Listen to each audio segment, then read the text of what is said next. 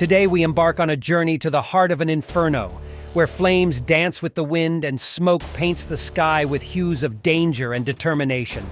I'm thrilled to bring you an up-close and personal look at the current Maui fires that have captured the attention of the world.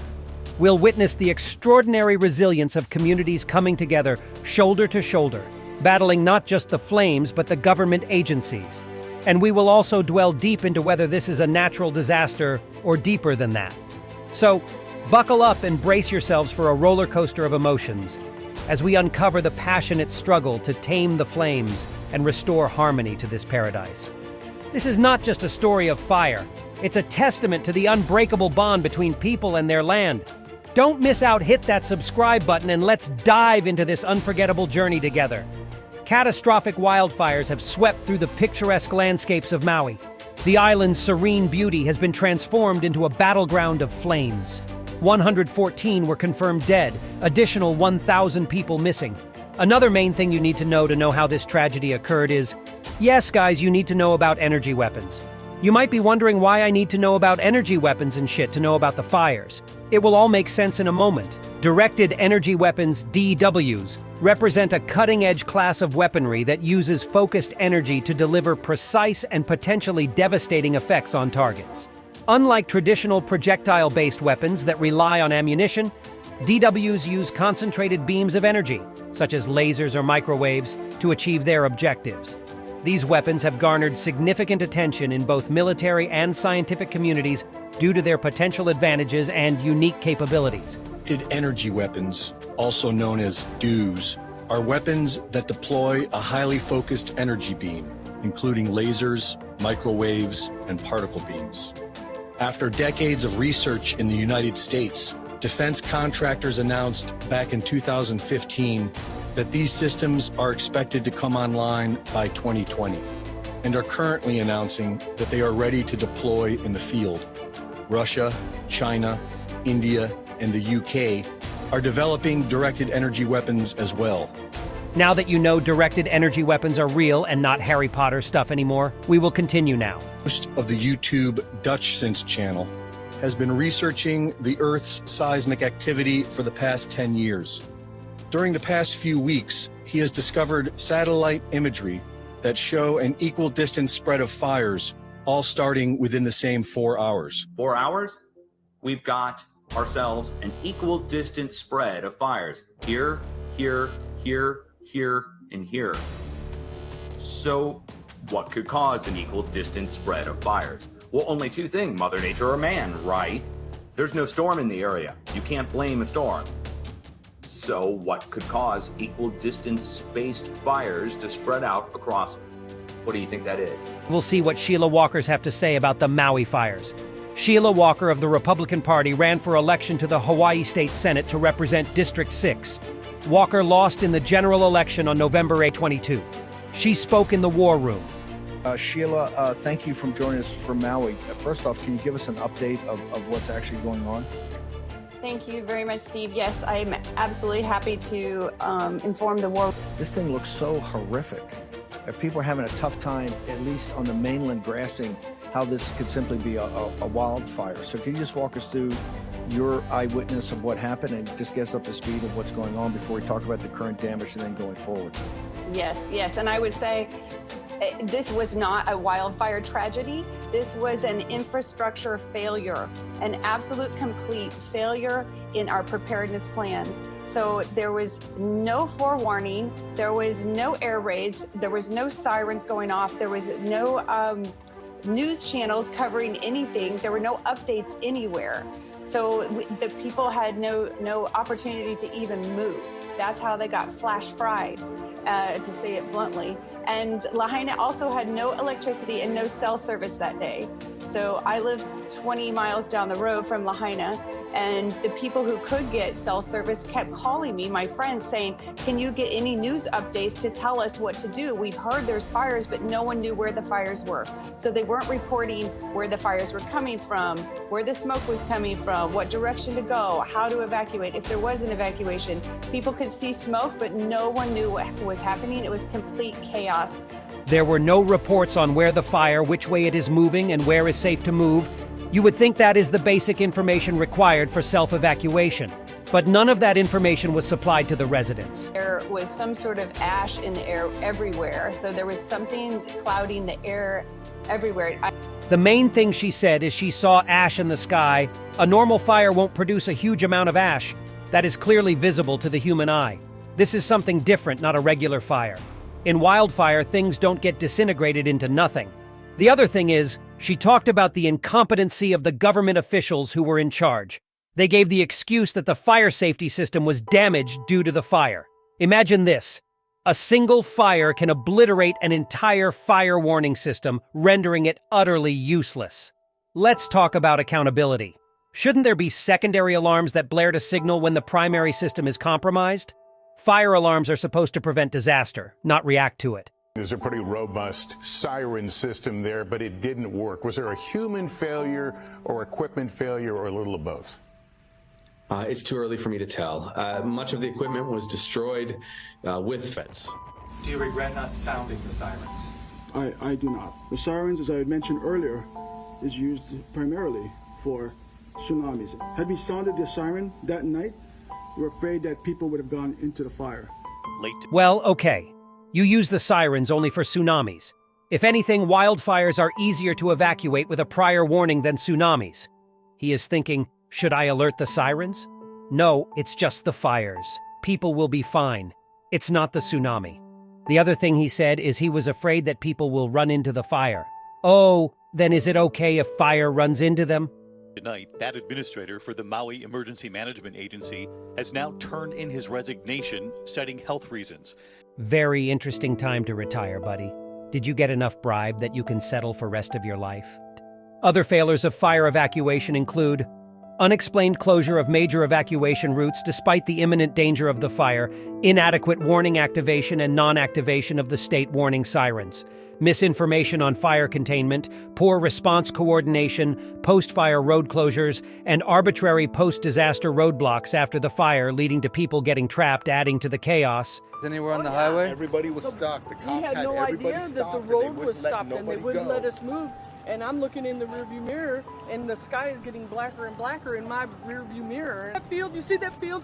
If they don't let us go, you drive this fucking van right through that goddamn field and into the ocean because that fire is coming right now. Local authorities' missteps in this instance compel federal agencies to consider the possibility of federal oversight. This other local of Maui said that I just got a meeting where I was informed by someone in the mayor's office about developments that are being kept from the public. I am not a conspiracy theorist and I don't want to make trouble. But here's what I heard: the amount of fatalities is expected to be more than 500, but less than 1,000. You know very well that the news reporting something just dumb and stupid right now. That's so pathetic. Parents were at work and they were not there to evacuate the kids. The kids had no idea they need to leave by the time they noticed their apartment was on fire. It was too late. It's interesting that all schools were given a holiday, particularly that day.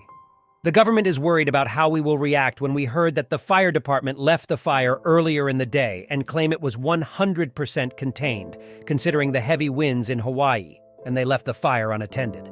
This is against all fire protocols. In that moment, using a hose to try to protect his home from the fires that he says appears to have been caused by a down power line. That's the power line that started from up the road there. Authorities then declaring that fire under control around 9 a.m. that morning, but then losing control of the flames hours later when the winds caused a flare-up to spread. Protests and riots are expected to occur due to the planned shutdown of Lahaina for several months.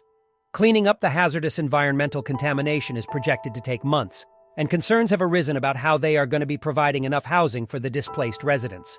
Initially, there were 2,000 individuals unaccounted for that morning, but efforts are being made to track their whereabouts. Today, 700 have been located, leaving 1,300 still missing. There's a worry that the community will react strongly when they learn that not a single fire truck responded to the fires. The emergency sirens were not activated, and there are concerns about the effectiveness of emergency management. This situation is not incompetence. It's a planned crisis. Not a natural disaster. This was a direct energy attack on the people and the place of Maui. These insights are coming from local sources on the ground. Now, let's take a look at the response from Hawaii's governor. Let's take a moment to listen to what he has to say about the ongoing situation. I'm already thinking about ways for the state to acquire that land so that we can put it into workforce housing, to put it back. I mean, if this is not obvious to you from his own mouth, then I don't know what will be. It could not have gone any better for them. Also, an interesting thing is, he passed an executive order a month before, in July, which could take away their land. This clearly looks like a land grab, giving ownership of all lands to the states so that they can do whatever they want with it. DHHL proposing $75 million housing project on 51 acres located Mauka of Lahaina Civic Center.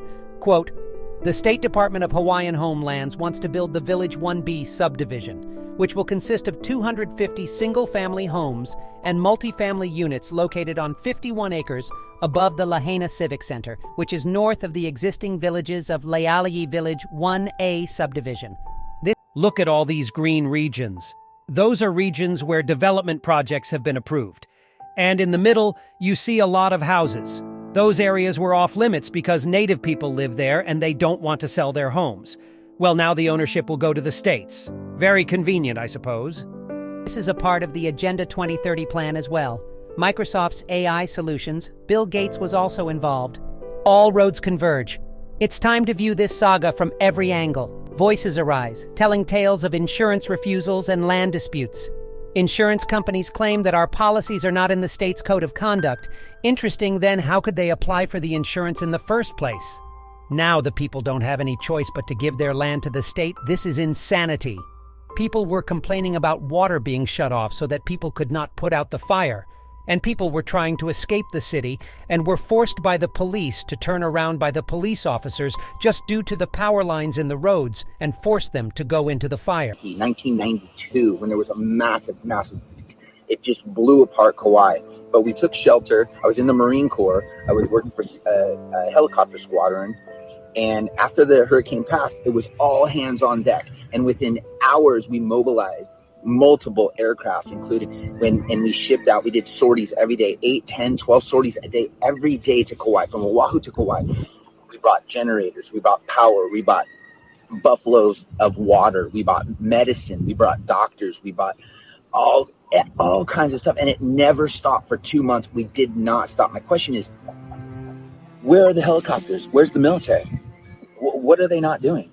We're going to need, why is it the locals that have to do everything? They have the National Guard, the military. If they're not going to do anything, the next question is, give these people back their land.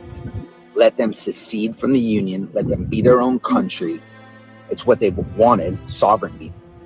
I have been a guest here for 30 years. I am thankful every day to be able to surf these islands and live and go to the waterfalls and enjoy the aloha spirit. And these people, they are, if you're not going to help them, give them back their country. Well, they won't. They won't give them their land. I mean, after all this, there's no chance they will give the land to the people. If you did not know, Hawaii did not want to be the 50th state of the United States. It simply did not have a choice but to. When we think it's over, they also lied about the weather and wind speed. Hurricane fire update in Hawaii, and I think this is really important. The media is saying that low humidity and high winds resulted in these fires. And what's interesting is this hurricane was 800 miles away from the island, and when we look at the wind speed, on Zoom Earth, it's nowhere near what we were told. Now, they also reported that the humidity was very low that day, 75%, but the average is about 61% to 77%. So then who's telling a fib? These fires are smart, I guess. They know how to avoid billionaires' houses. Or their houses are made with tungsten. It has to be either or.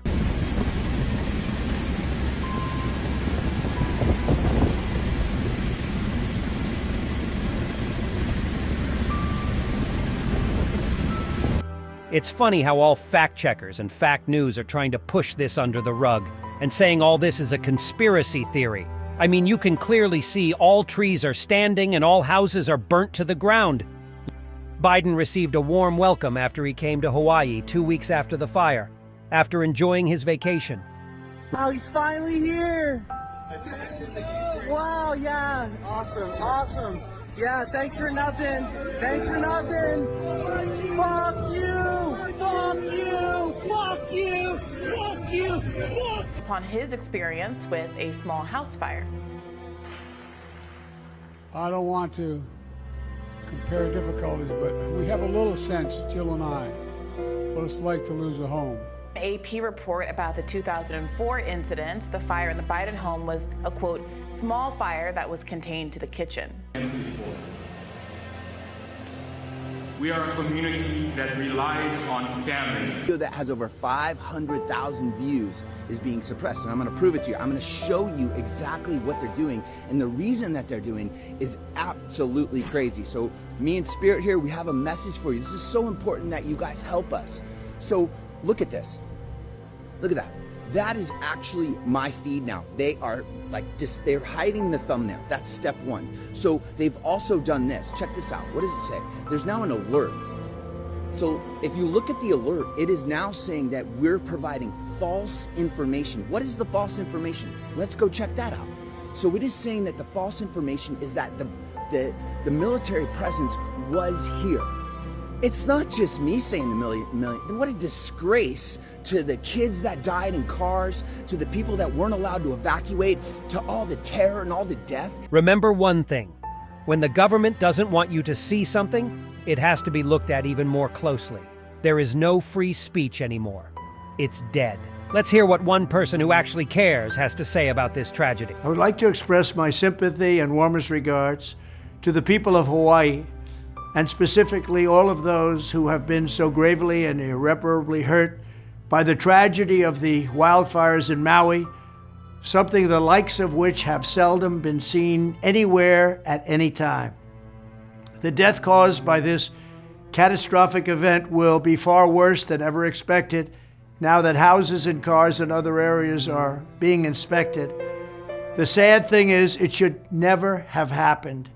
Our government was not prepared, and very importantly, the aftermath is going very poorly, with the governor of the island wanting to do nothing but blame it on global warming and other things that just happened to pop into his head.